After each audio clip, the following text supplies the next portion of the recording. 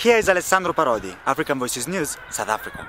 An escalation of crime and of the rates of HIV has been reported as one of the major effects of the diffusion of a newly invented drug called Nyaope or Bunga.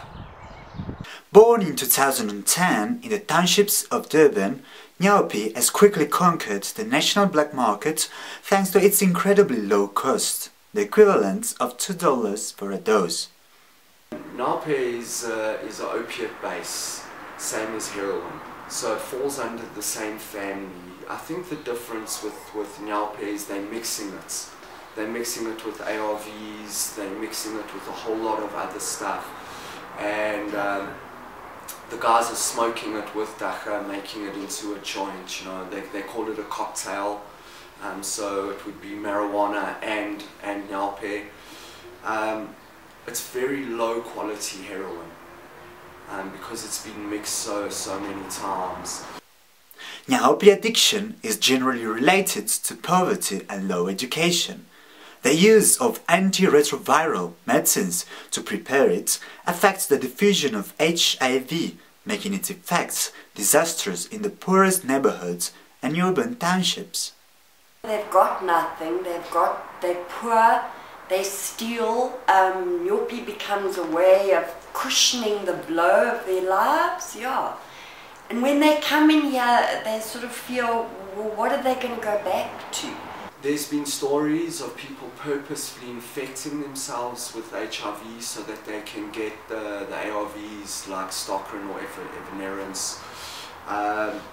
You know, there's been people who've been robbed on their way back from clinics. It affects healthcare, it affects crime levels, it affects people, it affects big business, it affects small business.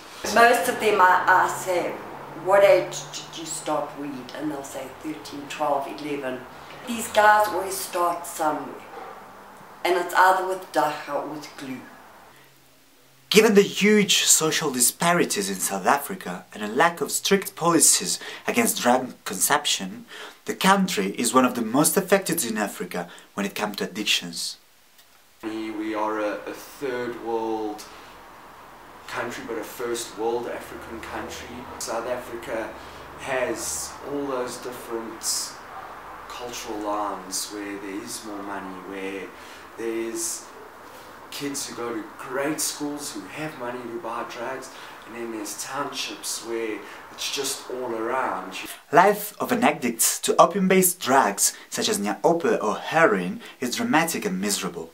Most of them fail to recover it because too often drugs seem to be the only way in poor and hopeless living conditions. However, a brighter future is possible for anyone. I come from a very hard background, a dysfunctional family background. I grew up in and around drugs. I lived in the streets of Hillbrow for 10.5 years. I was in prison for 4 years. I shared needles, I'm HIV positive.